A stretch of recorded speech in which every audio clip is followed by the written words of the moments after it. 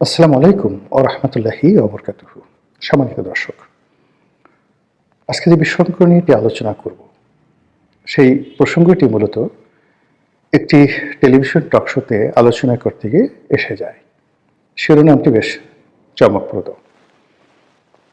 প্রসঙ্গটা এসেছিল যে আমেরিকার কতিপয় কূটনীতিবিদ সম্প্রতি ডক্টর মোহাম্মদ ইউনূসের সঙ্গে দেখা করেছেন।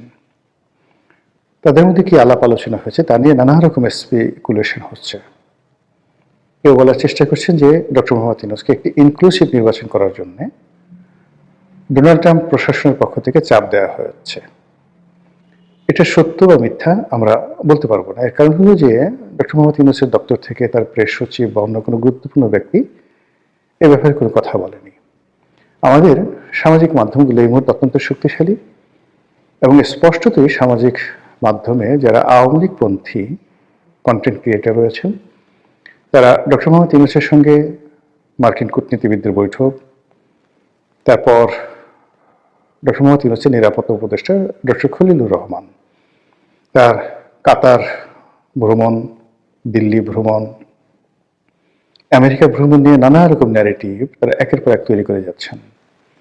তো তাদের বক্তব্য হলো যে আমেরিকা বা ট্রাম্প প্রশাসন মূলত ডক্টর মোহাম্মদ ইউনূসের প্রতি একটা চাপ প্রয়োগ করার জন্য এই একবার খলিল সাহেবকে ডেকে নিচ্ছেন, একবার তার রাষ্ট্রদূতকে পাঠাচ্ছেন, হোয়াট এভার মেবি।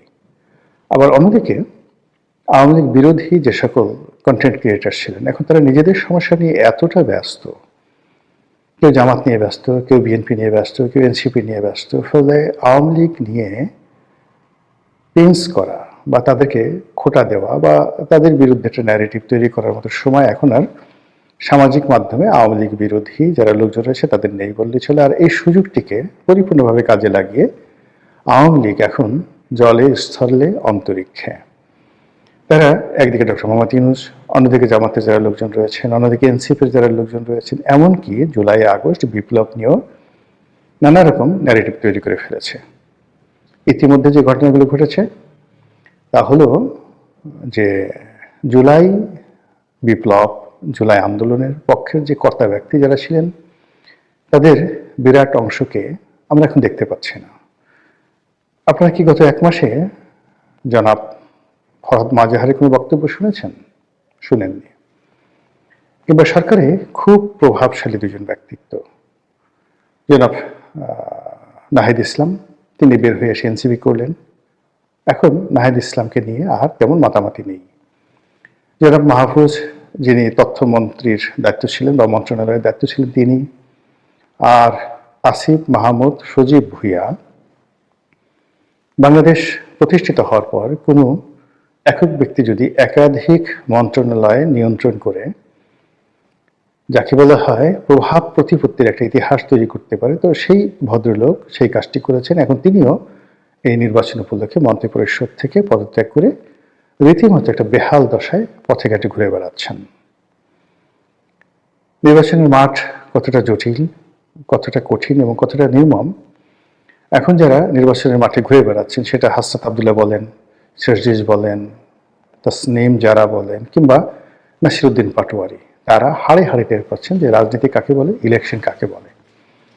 তো সরকারি মদদে রাজনীতি করা বা সরকারি মদদে প্রতিপক্ষকে গালাগাল দেওয়া আর নির্বাচনের ময়দানে প্রতিপক্ষকে মোকাবেলা করা যে কত কঠিন এবং বাস্তবতা তা এখন তারা হাড়ে হাড়ে টের পাচ্ছেন।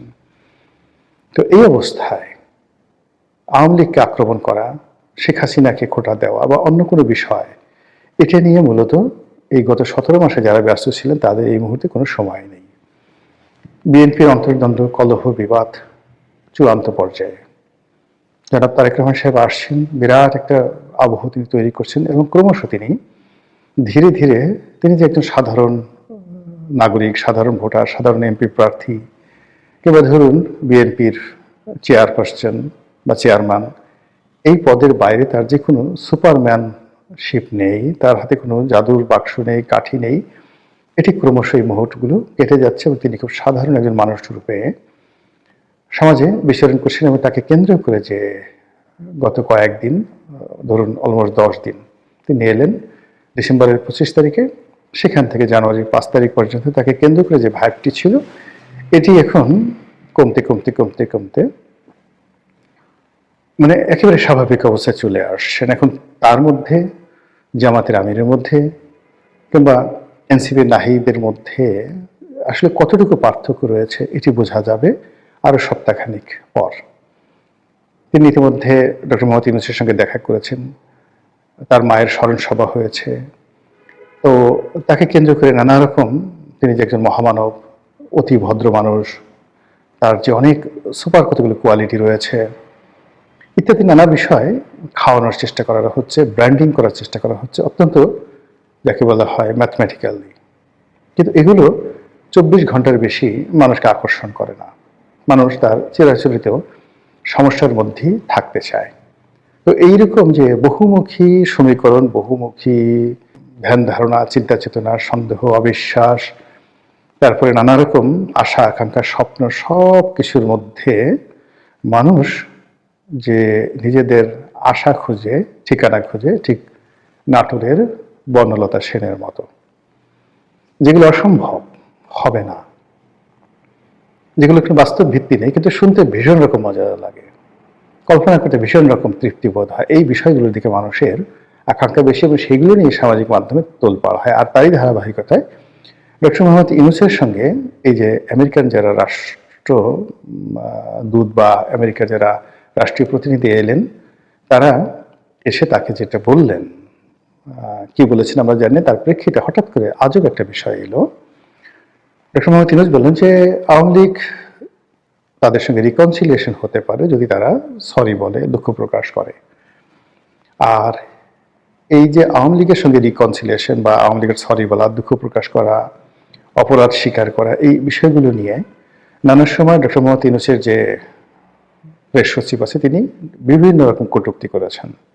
তো এই বিষয়গুলো নিয়ে যখন আলোচনা হচ্ছিল একটা টেলিভিশন টক শোতে, তখন উপস্থাপিকার জবাব দিতে গিয়ে আমি হঠাৎ করে বলেছিলাম যে আওয়ামী লীগের যে ইগোবোধ, তারা ইঁদুরের বিষ খেয়ে মারা যাবে, আত্মহত্যা করবে, 20 তলা বিল্ডিং থেকে ঝাঁপিয়ে পড়বে, কিন্তু কোনো অবস্থাতেই তারা ডক্টর মোহাম্মদ ইউনূসের কাছে আত্মসমর্পণ করবে না, সরি বলবে না, এটা তাদের একটা ইগো।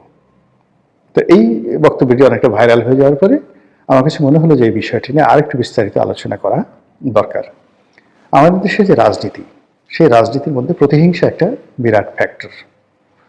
কোনো রাজনীতিবিদদের মধ্যে যদি এই বাংলায় কোনো প্রতিহিংসা ঢুকে যায়, সে পদ পদবি পাওয়ার সঙ্গে সঙ্গে উইদিন 24 ঘন্টার মধ্যে তার সেই প্রতিহিংসা সে চরিতার্থ করবেই। এর বাইরে অন্য কিছু থাকতে পারে অন্য জাতির ইতিহাসে, কিন্তু বাঙালি জাতির ইতিহাসে সেটা নেই।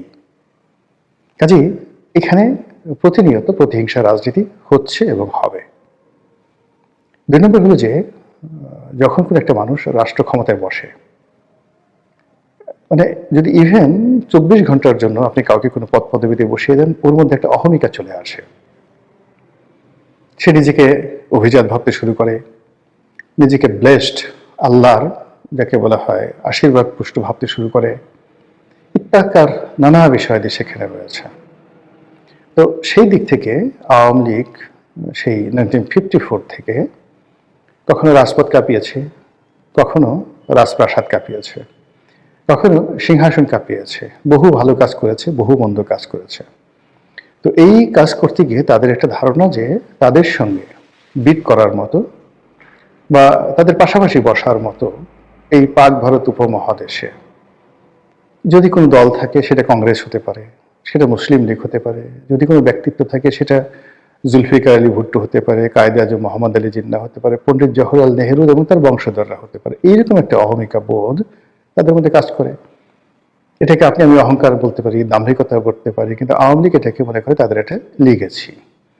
এবং আপনি দেখবেন আওয়ামী লীগের লোকজন কথায় কথায় তাদের নেত্রীকে বঙ্গবন্ধু কন্যা, গণতন্ত্রের মানুষ কন্যা ইত্যাদি নানা রকম উপাধি দিয়ে মূলত যে কাজটি করতে চায় যে তাদের নেত্রীর সমপর্যায়ের সামাজিক মর্যাদা, রাজনৈতিক মর্যাদা, পারিবারিক ঐতিহ্য, এই কোনো জিনিসই অন্য কারোর নেই। তো সেই দিক থেকে ডক্টর মোহাম্মদ ইউনূসকে তারা তাচ্ছিল্য করে। কিভাবে করে? এই যে 6,000 টাকা বেতন পেতেন, মানে ডক্টর মোহাম্মদ ইউনূস যখন গ্রামীণ ব্যাংকের ম্যানেজিং ডিরেক্টর ছিলেন যে সময়টিতে, তখন আসলে 6,000 টাকার কিন্তু অনেক দাম, খুবই দাম। উনি এমডি হয়েছেন যে সনে সরকারি বেতন পেতেন 6,000 টাকা, তখন হয়তো বিসিএস স্টার্টিংয়ে 750 টাকা স্কেল ছিল।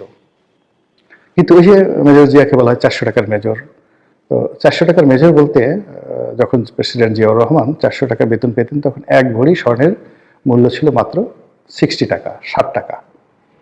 তো সেই 60 টাকা যদি ভরি হয়, 400 টাকাতে তিনি কয় ভরি স্বর্ণ পেতেন? এখন মানে 2.5 লাখ টাকা করে স্বর্ণের ভরি। তো তার বেতন এই জমানাতে কত টাকা হতো? তো এরকম এই জিনিসগুলো আওয়ামী লীগ বিচার বিশ্লেষণ না করে শুধু জিয়া রহমান শেখকে ছোট করার জন্য খুঁটা দেবে 400 টাকার মেজর।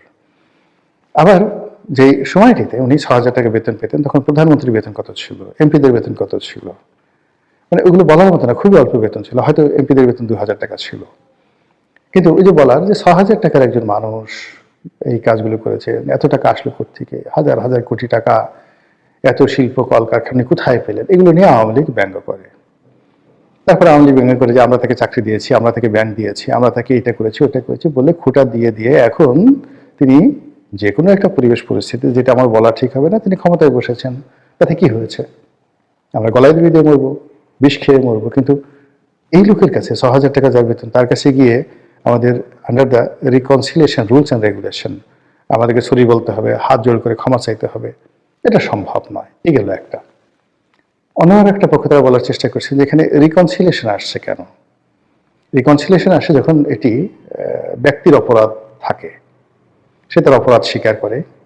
কিন্তু যখন গ্রুপ অফ গ্যাং থাকে, একটা দল, একটা রাষ্ট্র, একটা সরকার কম্বাইন্ডলি অপরাধ করে, অপরাধ সংগঠিত করে, তখন সেখানে আসলে ফৌজদারি দণ্ডবিধি অনুযায়ী তাদেরকে কালেকটিভ হইতে বিচার করা ছাড়া কোনো ওয়ে থাকে না। এখানে জেনারেল মার্সির কোনো বিষয় থাকে না। তো আওয়ামী লীগ তার সরকার থাকা অবস্থায় যে অন্যায়গুলো করেছে, দুর্নীতিগুলো করেছে, সেগুলো বিচার চলছে। আমাদের সাধারণ কোর্টে বিচার চলছে, আইসিটিতে বিচার চলছে, আরো বিচার হবে, এগুলো তো হচ্ছে। এখানে সরি বললে কি আমাদের সেই বিচার বন্ধ করে দেবে? তারা যদি এখন ভুল স্বীকার করে যে আমরা ভুল করেছি, তাহলে কি এই বিচার বন্ধ হয়ে যাবে? তাদেরকে জেলখানা থেকে ছেড়ে দেওয়া হবে? প্রশ্নই আসে না। ফলে বিষয়টা হলো এরকম যে বিচারের কাজ চলতে থাকুক, বিচার হতে থাকুক, যারা অপরাধী তারা শাস্তি পাক, আর যারা অপরাধ করেনি তারা মুক্ত থাকুক এবং তারা রাজনীতি করুক। এবং এই যে রাজনীতি, এটাকে আপনি কোনো সংজ্ঞার মধ্যে ফেলবেন না। এটা যে কোনো রাজনীতিবিদ, যে কোনো জনগণ, যে কোনো মানুষ, স্বাধীন দেশের নাগরিক, তার একটি মৌলিক অধিকার। তো সেই মৌলিক অধিকারের জন্য আমাকে কেন রিকনসিলিয়েশনে যেতে হবে, ডক্টর মোহাম্মদ ইউনূসের কাছে মাপ চাইতে হবে, এই কথাগুলো নিয়ে আওয়ামী লীগের লোকজন বিতর্ক করছে। আর এরই প্রেক্ষিতে আমি ওই যে শব্দটি, যে তারা বিষ খেয়ে মরবে, ইঁদুরের বিষ খেয়ে মরবে, কিন্তু তারা মাপ চাইবে না। আশা করি আপনারা বুঝতে পেরেছেন। মহান আল্লাহ আমাদের সবাইকে হেদায়েত দান করুন এবং হেফাজত করুন। আসসালামু আলাইকুম ওয়া রাহমাতুল্লাহি ওয়া বারাকাতুহু।